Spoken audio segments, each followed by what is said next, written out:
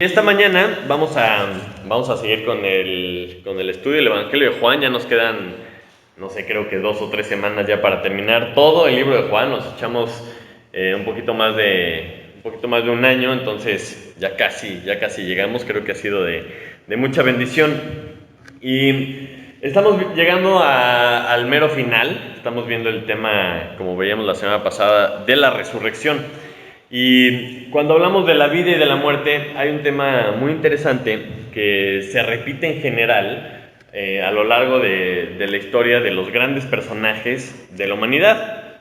Y este tema es ese deseo de trascender, o ese deseo de vivir más, ese deseo de dejar un legado atrás, ¿no? Un legado que dure años, que nunca se olviden de mí, o de repente ese tipo de sentimientos o pensamientos que mucha gente tiene, ¿no? Ya sea para poder tener más poder, o tener más influencia, o tener más dinero, o simplemente seguir gozando de la vida, ¿no? Lo que sea, pero es algo que ciertas personas buscan, es algo que ciertas personas tienen ese deseo. Y como les decía, lo podemos ver en personajes históricos, en líderes de las naciones, en grandes pensadores o científicos, ¿no? Que quieren vivir más, inclusive en personajes ficticios. Todos ellos quieren trascender, o quieren seguir trabajando, quieren seguir gozando. Sin embargo, todos ellos tienen un pequeño, gran problema. Y ese problema, esa limitación, es el tiempo. Es la falta de tiempo, porque a fin de cuentas todos vamos a morir. Entonces, en el momento que te das cuenta de eso, pues es una gran limitación para seguir haciendo lo que tú quieres, porque todos vamos a morir. Y cualquiera que llega a este punto en la vida, si quiere trascender, entiende que tiene un tiempo limitado. Entonces, pues, o te tienes que apurar, ¿verdad? Y lograr grandes cosas rápido en la vida para poder trascender, o buscas la forma de, pues, tener más tiempo. Entonces, con esto en mente, como es claro que no se puede, ¿verdad? No se puede, no podemos vivir más de lo que tenemos establecido.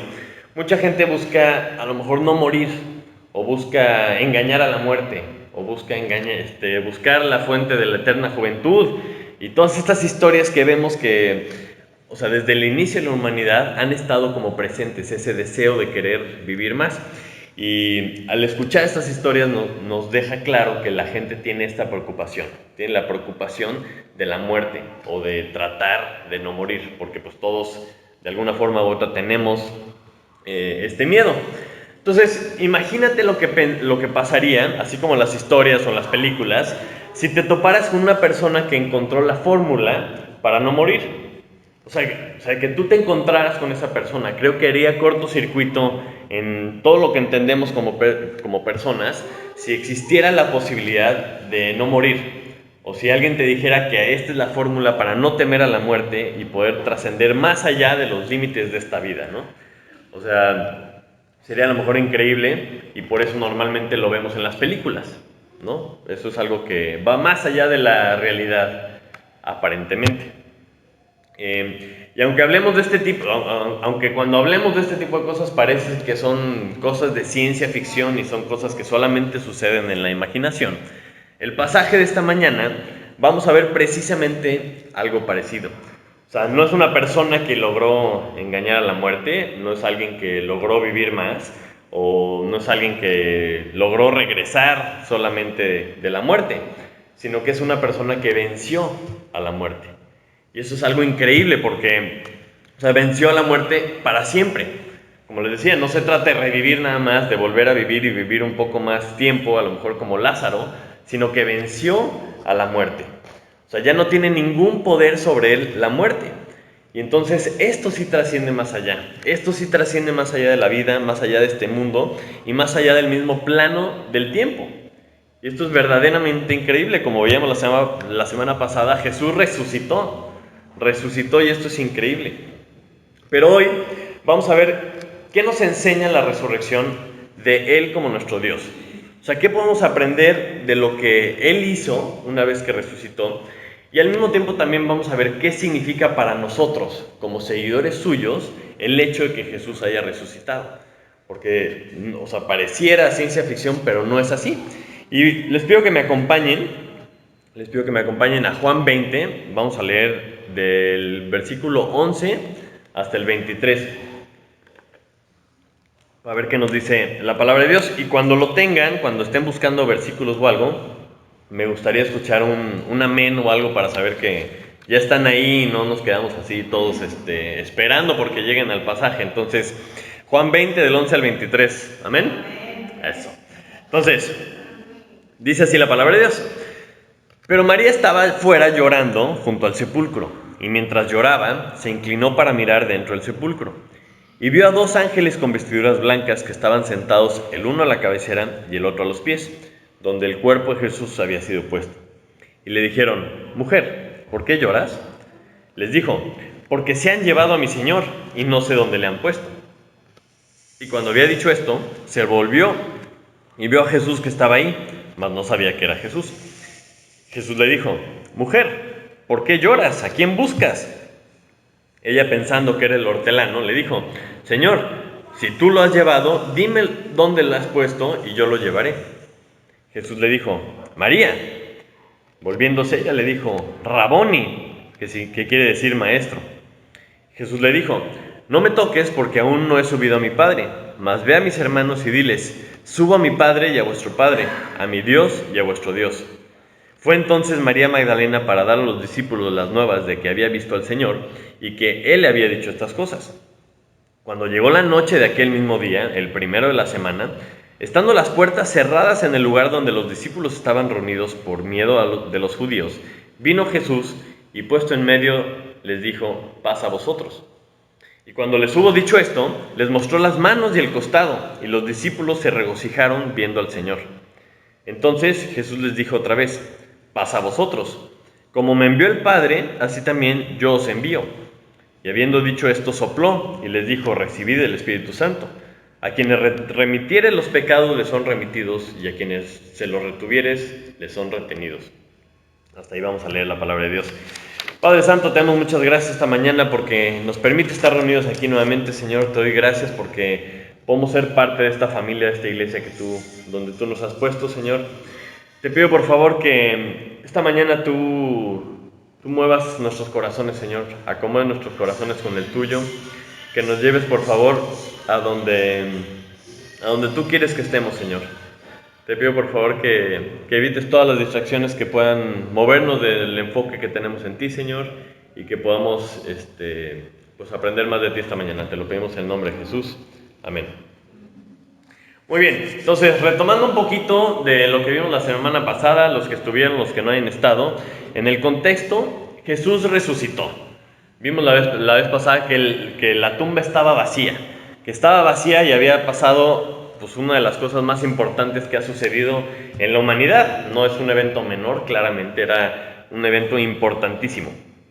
Pero a lo mejor nosotros lo sabemos, nosotros ya sabemos cómo termina la historia.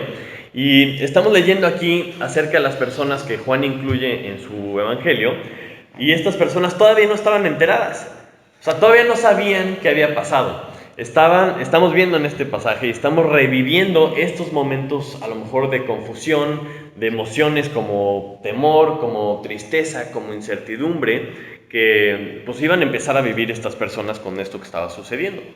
Y este primer día de la semana, este primer día de Jesús resucitado, pues está pasando algo que nunca había sucedido. Entonces, ¿qué significaba esto? ¿Qué iban a hacer estas personas? ¿Se pueden imaginar todos los cambios que esto traería?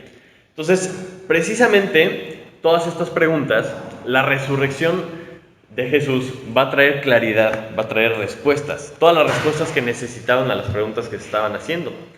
Pero al mismo tiempo, la resurrección de Jesús a nosotros nos va a traer respuestas y claridad a lo que nosotros a lo mejor no tenemos muy claro.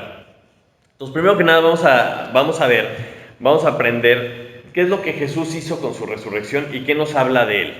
Entonces, primero que nada nos muestra su amor. Y les voy a decir por qué nos muestra su amor.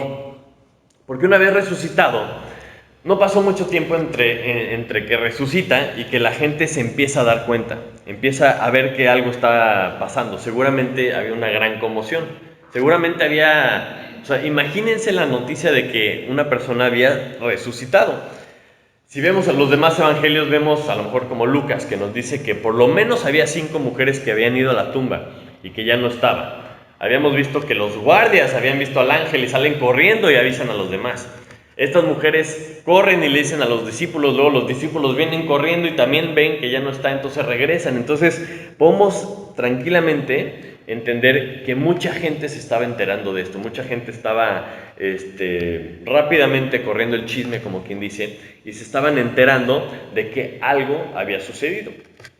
Pero en una de estas idas y venidas, María se queda junto al sepulcro y está llorando, ¿no? Y está devastada porque pues, no había entendido la palabra de Jesús, no había entendido lo que les había dicho que iba a resucitar, les había dicho que al tercer día iba a resucitar. O sea, si hubieran puesto atención, a lo mejor el tercer día hubieran estado a la expectativa, esperando a ver si es cierto o no es cierto, pero no habían entendido. Entonces, cuando vemos que estas personas están buscando, estas mujeres están buscando a Jesús, y vemos en el versículo 13 y en el versículo 15, que tanto los ángeles como Jesús le preguntan, ¿por qué lloras? ¿Por qué lloras? Y es interesante cómo todos los evangelios nos dicen que las primeras personas en buscar a Jesús fueron estas mujeres. Y las primeras personas a las que se les aparece Jesús fueron estas mujeres. Y vemos esta actitud que estas mujeres mostraron desde el principio del ministerio de Jesús. Y lo vemos desde versículos como Lucas 8. Si quieren buscarlo, por favor, acompáñenme a Lucas 8. Y vamos a leer del 1 al 3. Amén. Lucas 8, del 1 al 3. Dice así: Aconteció después que Jesús iba por todas las ciudades y las aldeas, y predicando y anunciando el evangelio del reino de Dios, y los 12 con él, y algunas mujeres que habían sido sanadas de espíritus malos y de enfermedades. María, que se llamaba Magdalena, de la que habían salido 7 demonios, Juana, mujer de Chuza, intendente de Herodes, y Susana, y otras muchas que le servían de sus bienes. Entonces, desde el principio vemos que estas mujeres estaban con Jesús, le servían de sus bienes. Entonces, si alguna vez te habías preguntado cómo comían, quién patrocinaba el ministerio de Jesús, o quién había patrocinado la gira ministerial, pues aquí nos dice, estas mujeres, ¿no?, que eran de buenas posiciones sociales, Dios las usó precisamente para que sirvieran a Jesús con sus bienes, que les ayudaran a poder hacer todo esto. Entonces, es muy interesante ver que estas seguidoras fieles de Jesús, que desde el principio habían estado siguiéndolo, tanto Jesús como los ángeles le preguntan, ¿por qué lloras? ¿A quién buscas? O sea, y esta pregunta que muestra el acercamiento de Jesús hacia María, o sea, me da mucha ternura, se me hace una pregunta muy tierna, porque, o sea, su tristeza, su búsqueda, todo esto que estaba viviendo estaba en el lugar equivocado. Como también nos dice Lucas, o sea, ¿por qué buscas entre los muertos al que vive? Se le acerca diciéndole, ¿a quién buscas? Pues aquí estoy, ¿no? Un poco con esta actitud. Y más adelante le dice, María, hey, reacciona, ¿no? Porque le está mostrando este interés, este amor de Jesús, que Jesús le tenía a María, y es un claro ejemplo de que Jesús nunca deja a los que lo buscan, nunca deja a los que lo buscan.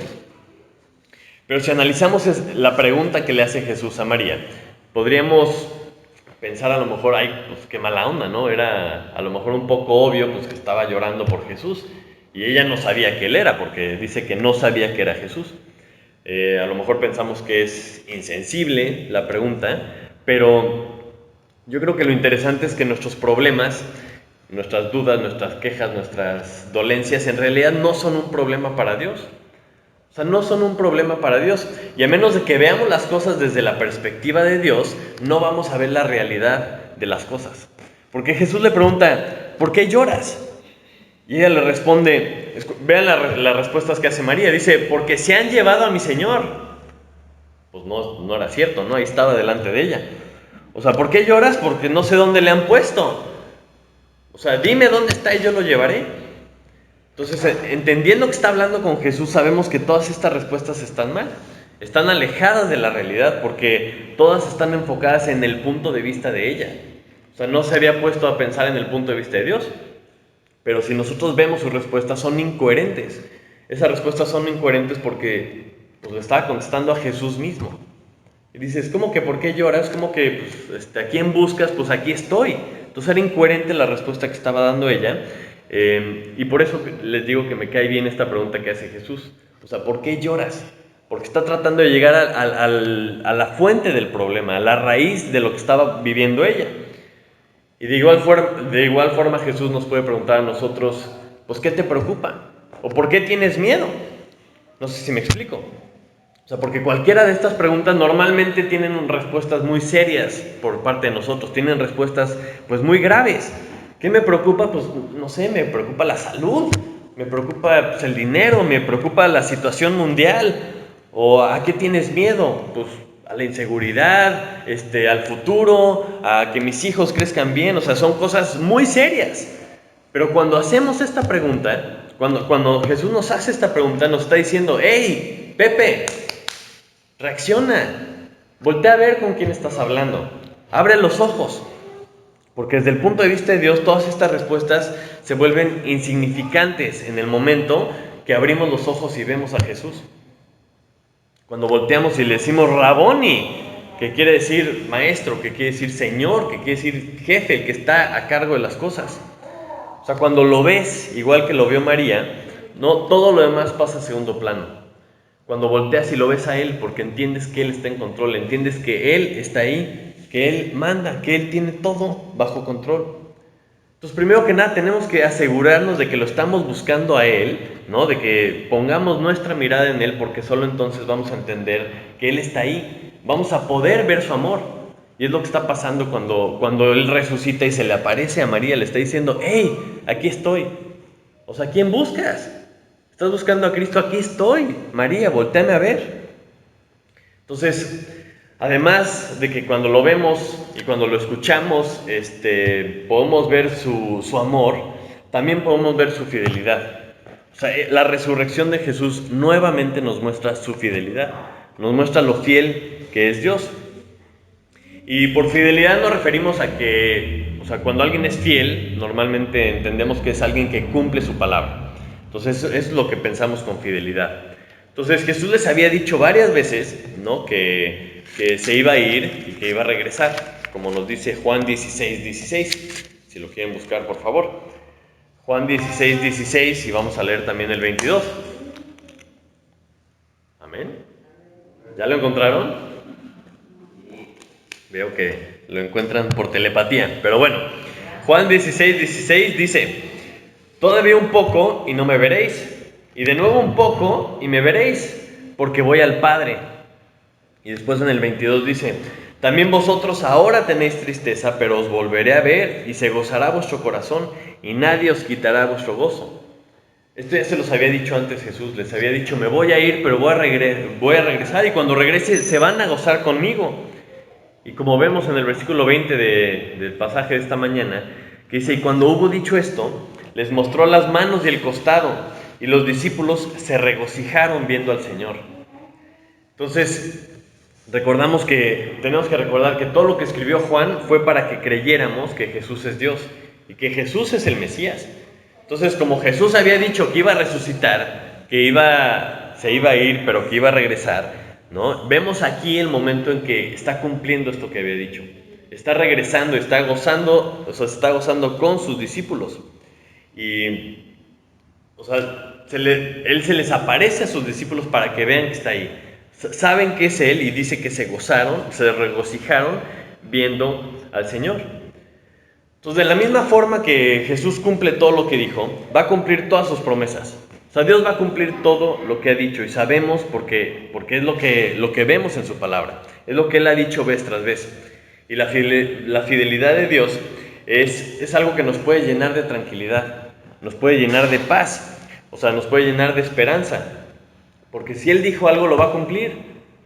O sea, y eso es increíble. Entonces, a lo mejor, yo creo que todos conocemos a personas que son confiables y todos conocemos a personas que no son tan confiables.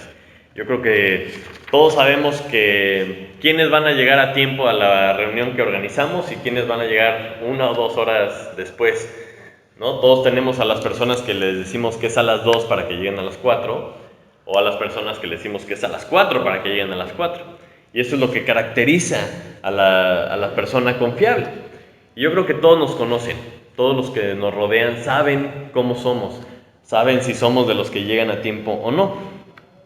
Pero lo raro es que muchas veces nosotros creemos que la persona más confiable de todas nos va a quedar mal. Muchas veces pensamos que Dios es como nosotros, a lo mejor, y no entendemos que es Dios. O sea, que 100% lo que dice lo va a cumplir, y es 100% confiable. Entonces, a lo mejor no lo conoces a Él, a lo mejor no estás bien enterado, no tienes una experiencia con Él como para que sea de esas personas que son confiables para ti. O a lo mejor simplemente no sabes qué cosas va a cumplir. Entonces ahí es donde tienes que ir a su palabra. Tienes que buscar lo que dice la Biblia para saber qué es lo que va a cumplir. Y si Él lo dijo, lo va a cumplir. Entonces vamos a ver algunos ejemplos rápidamente.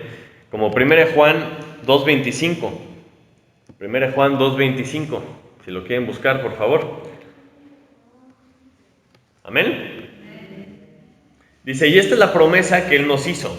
La vida eterna. Es un versículo muy corto, es un versículo muy claro que dice, y esta es la promesa que Él nos hizo, la vida eterna. O sea, Él prometió vida eterna para todos los que creamos en Él. O sea, los que nos arrepintamos, los que creamos en Él, los que le entreguemos nuestra vida a Jesús como nuestro Salvador, tenemos vida eterna. Es una promesa de Dios y como tal se va a cumplir. Otro ejemplo es Filipenses 1.6. También si lo quieren buscar, por favor. Filipenses 1.6. Dice, amén. Dice, estando persuadido de esto, que el que comenzó en vosotros la buena obra la perfeccionará hasta el día de Jesucristo. Dices, bueno, a los que creemos, Él nos va a ir perfeccionando hasta que regrese. Él va a perfeccionarnos hasta que regrese. En pocas palabras, somos obras maestras en proceso. Y a lo mejor es más fácil de entender si lo vemos como que mientras más me muero yo a mí mismo y más dejo que Jesús me controle, más me parezco a Él. Por lo tanto, me voy haciendo cada vez más perfecto, me voy perfeccionando mientras más dejo que Él viva en mí, mientras más dejo que Él me controle a mí. Y esto es una promesa y nos debe dar mucha tranquilidad saber de que si Jesús vive en mí, me va a ir perfeccionando. Entonces también nos da paciencia.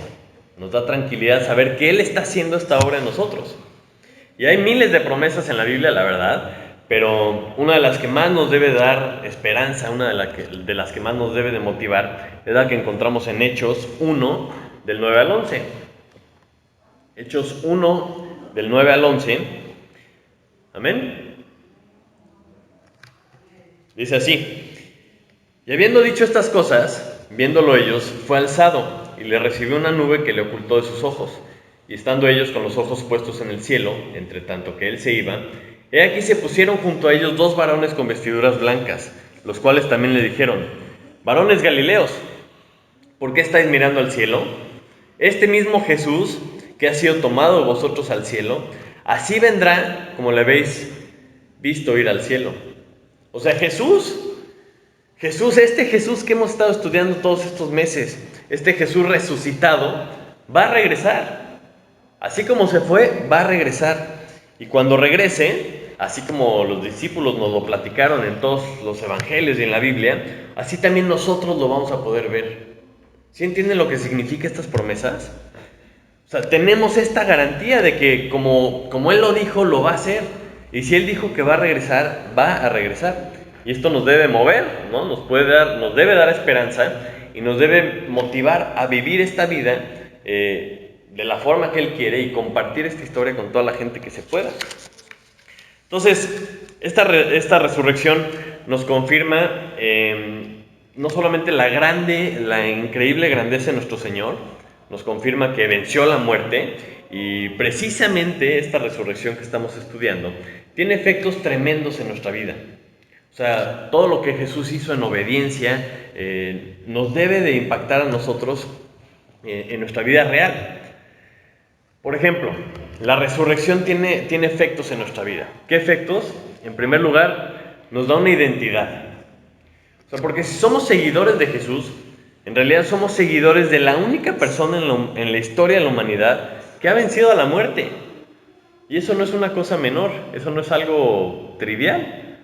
Y me llama mucho la atención que aunque Él es el Salvador, ¿no? Él es el increíble, Él es la estrella de la película, en este pasaje cambia la forma en que se dirige a sus discípulos.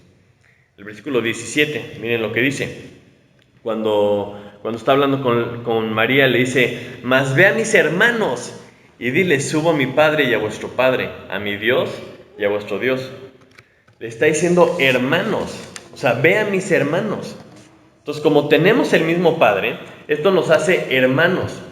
O sea, los que creemos en Él somos hechos hijos de Dios. Por eso tenemos el mismo Padre. Ahora que creemos en Él, tenemos el mismo Padre. Y no es tanto que Él se esté devaluando para llamarnos hermanos, de que se rebajó a nuestro nivel, porque pues Él ya cumplió todo lo que iba a hacer. Él ya se merece estar en lo más alto, su nombre está sobre todo nombre. Pero Él más bien nos llama hermanos porque tenemos el mismo Padre. O sea, más bien, ¿verdad? Por lo que Él hizo. O sea, por lo que Él hizo es que somos adoptados, somos hechos hijos de Dios. Tenemos ahora acceso al Padre. Y, o sea, lo que Él hizo ahora nos da este nuevo estatus de hermanos suyos. O sea, somos hijos del mismo Padre, pero por eso cuando vemos la palabra de Dios, cada palabra tiene una importancia tremenda. Tiene una profundidad, o sea, espectacular. Y conforme estudiamos la palabra de Dios, entendemos más y más y más esto. Como nos dice Pablo en Romanos 8:29. Dice: para que Él sea el primogénito entre muchos hermanos. O sea, esto lo vamos entendiendo. Colosenses 1:17 y 18 también Pablo lo dice: y Él es antes de todas las cosas, hablando de Jesús, y todas las cosas en Él subsisten, y Él es la cabeza del cuerpo que es la iglesia. Él, el que es el principio, el primogénito de entre los muertos, para que en todo tenga preeminencia. O sea, sabemos que Él es la estrella de la película, es el centro de todo, pero en cuanto a la resurrección, es el primogénito, es el primero. Lo increíble es que no va a ser el único. O sea, así como Él resucitó, como Él venció a la muerte, o sea, Él mismo nos ha prometido que todos los que creamos en Él vamos a resucitar también junto con Él. Él como primogénito y nosotros como sus hermanos. Y más adelante también vemos que somos coherederos con Él. O sea, nos da esta gracia tan increíble. Y tal vez nos cuesta un poco de trabajo entender esto en esta vida, porque a lo mejor no lo vemos, no nos cae el 20. Pero más adelante dice algo que nos puede ayudar a hacer la conexión y ayudar a entender qué es lo que hacemos o cómo podemos entender esto mientras vivimos aquí. Dice el versículo 22. Y habiendo dicho esto, sopló y dijo: recibid el Espíritu Santo. Recibid el Espíritu Santo. Entonces, a lo mejor decimos: qué raro que haya dicho esto, ¿no?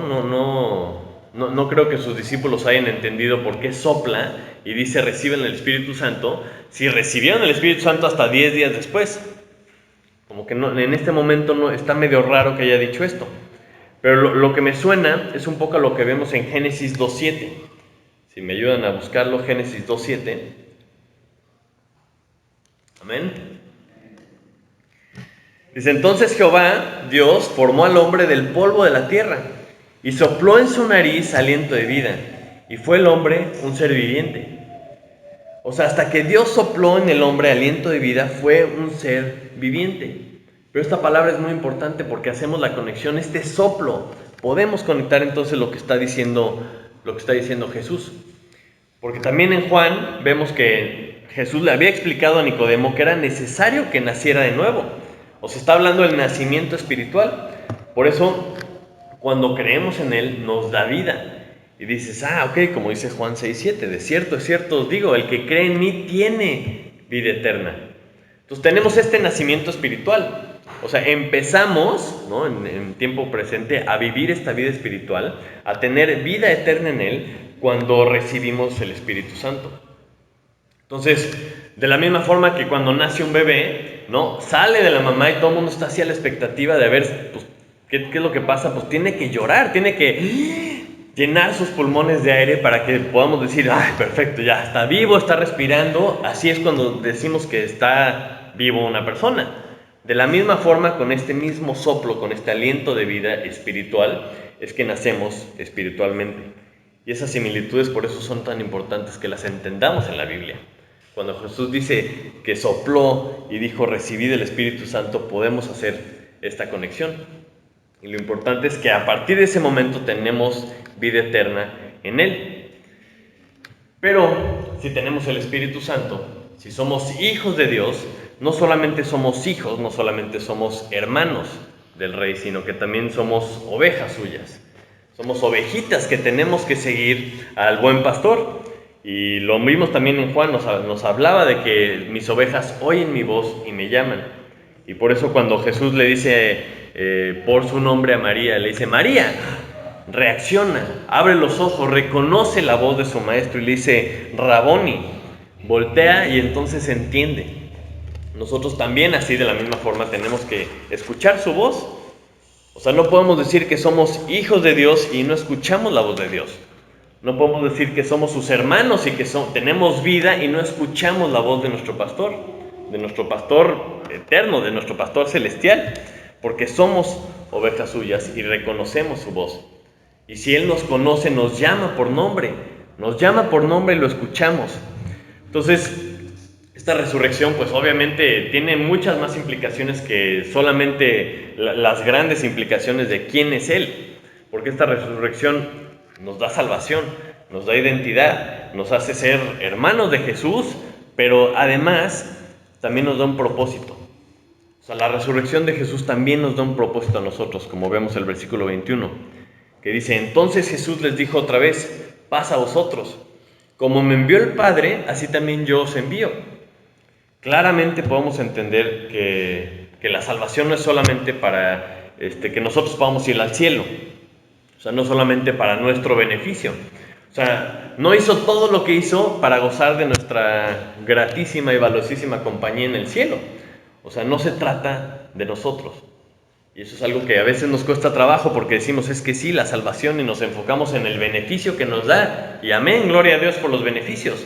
Pero no se trata de nosotros. La salvación que tenemos por medio de Él es una consecuencia de su amor. O sea, si hemos visto que todo se trata de Él y todo es para Él, entonces nuestra salvación también es para glorificarlo a Él. No sé si se acuerdan lo que significa glorificar, que es honrar, magnificar y exaltar. Y hay una definición de diccionario que a mí me gusta mucho porque me lo deja muy claro. Dice así la definición: hacer que la dignidad y el valor de alguien sean manifestados y reconocidos por otros. Entonces es nuestro trabajo hacer que la dignidad, que el valor, que la grandeza de Jesús sea manifestada y sea reconocida por toda la gente que nos rodea. O sea, y esto tiene una implicación importante, tiene implicaciones en nuestra vida de acción, de hacer cosas, implica que hablemos, o sea, tiene implicaciones de palabra. Son cosas que también tenemos que demostrar, tenemos que vivir. Tenemos que publicar y precisamente es para que la gente se entere de quién es Dios y de lo que Él puede hacer, de lo que Él hizo y de lo que Él va a hacer. Y esto es una de esas cosas que a lo mejor muchos de nosotros se nos hace difícil. O sea, se nos hace una cosa muy, muy, muy complicada. Decir, híjole, es que yo no sé qué decir si alguien me pregunta. O yo no sé qué hacer o cómo me debo de comportar para que la fama de Cristo crezca. Para que la gente que nos rodea sepa quién es Él. A lo mejor tú eres de estas personas que no sabe qué hacer, no sabe qué decir. Pero Jesús sabía que teníamos estos problemas. Jesús sabía que íbamos a necesitar ayuda y por eso nos dejó 3 cosas. Para que sepamos que no estamos solos y para que sepamos que no nos iba a dejar huérfanos, como dice Juan 14. Si me acompañan a Juan 14, 23, vamos a ver un poco más a detalle. Amén. Juan 14, 23. Dice, respondió Jesús y le dijo, el que me ama, mi palabra guardará, y mi Padre le amará, y vendremos a él y haremos morada con él. Y un poquito más adelante dice, mas el Consolador, el Espíritu Santo, a quien el Padre enviará en mi nombre, Él os enseñará todas las cosas y os recordará todo lo que yo os he dicho. Entonces nosotros tenemos al Espíritu Santo, este Espíritu Santo que mandó Jesús cuando Él se fue para que viviera dentro de nosotros. para que hiciera morada en nosotros. O sea, nos dejó también su palabra, nos dejó la Biblia, y tenemos el privilegio nosotros de tener la Biblia completa, para que supiéramos todo el plan completo, y supiéramos qué hacer y cómo hacerlo. Pero también nos dejó a nuestros hermanos, también nos dejó a la iglesia, para que tuviéramos una familia espiritual en la que pudiéramos desarrollarnos, en la que pudiéramos crecer en un ambiente de amor, para después cumplir nuestro propósito. Que es lo mismo que pasa con la familia normal. Una familia sana, saludable, que cuida el desarrollo de sus hijos, es lo mismo que debe hacer una iglesia. Entonces debemos ser un grupo de personas que creemos que Jesús es nuestro Salvador, que lo tenemos a Él sobre todas las cosas, que nos basamos en su palabra y que es la máxima autoridad sobre nuestras vidas en todos los asuntos, y que tenemos un mismo espíritu todos, un mismo sentir, porque todos tenemos el Espíritu de Dios. Entonces, conforme nos vamos dejando controlar más y más por Él, se va notando. Esto se va notando en nuestra unidad, se va notando en nuestra comunión, se va notando en nuestro amor. Porque un grupo de personas así puede impactar la paz. Un grupo así puede impactar el mundo. O sea, de la misma forma que lo hicieron los discípulos del Nuevo Testamento. Y es algo que tenemos que creer, porque esa es la encomienda que nos ha dado Jesús. Y es una cosa que nos encargó después de haber resucitado.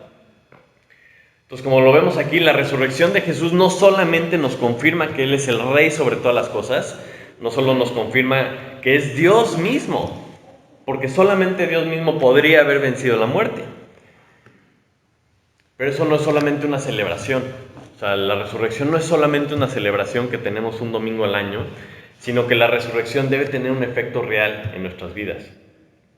O sea, cuando leemos este pasaje, cuando Jesús resucita, cuando se le empieza a aparecer a sus discípulos, se le aparece a estas mujeres, o sea, no solo es una evidencia de que había vencido a la muerte, de que podemos ver su victoria sobre la muerte, sino que tiene un efecto para nosotros. Entonces, no sé si tú le temas a la muerte, no sé si sabes lo que pasa después de la muerte física, pero si tú eres una de estas personas, lo que tienes que hacer es acercarte al único que ha vencido la muerte. O sea, la resurrección de Jesús es lo que nos da esta seguridad que solamente Él nos puede dar. Porque solamente Él tiene las respuestas a todos nuestros temores. O sea, si tú te preguntas, bueno, para mí, o sea, ¿qué significa que Jesús haya resucitado? O sea, ¿qué cambios puede traer esto en mi vida? Pues la respuesta es lo más simple. O sea, la resurrección de Jesús te da la posibilidad de tener vida eterna. O sea, solamente tienes que creer en Él. Porque si crees en Él, eres hecho hijo de Dios. Te conviertes en hijo de Dios y recibes su salvación. Porque gracias a esto es que podemos ser reconciliados con Dios y poder así ser parte de su familia. Ahora, la resurrección también, como veíamos, a nosotros, a los que ya somos parte de la familia, nos da propósito. Porque si eres parte de la familia, como quien dice, tienes que ser parte, pero también hacer tu parte. O sea, porque eres parte de esta familia. Y todos estamos aquí para glorificar a Dios. Todos los que estamos aquí estamos para glorificar a Dios. Para que el mundo se entere de que Él es Dios y de que solamente en Él tenemos salvación. Y es importantísimo entender que las cosas de Dios no son solamente para el domingo, no son solamente para la eternidad, no son solamente para cuando estemos en el cielo, sino que también entendamos que nos da propósito en esta vida. O sea, Él nos envía como Dios lo envió a Él. O sea, en esta vida tenemos esta encomienda de ir, de hacer discípulos en donde quiera que estemos y hasta lo último de la tierra.